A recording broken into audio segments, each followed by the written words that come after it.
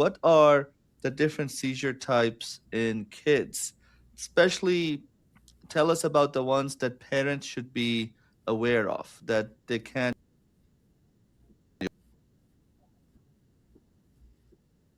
practice. Many a times parents think that the child is doing something just which is like a behavioral phenomena.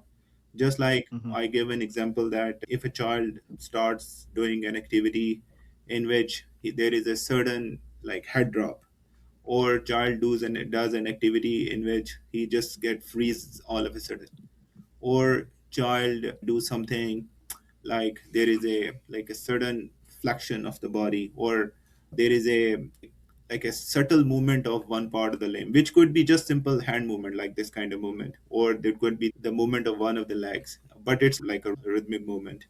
Or you notice that the child is like talking and then all of a sudden it just zones out and it acts as if the child is frozen. Or Mm-hmm. you notice your child is like walking, but in the middle of walk he become clumsy and he falls to the ground. And then for example, he there are some kids when they feed, so they're feeding normal, then all of a sudden they just spill everything on them.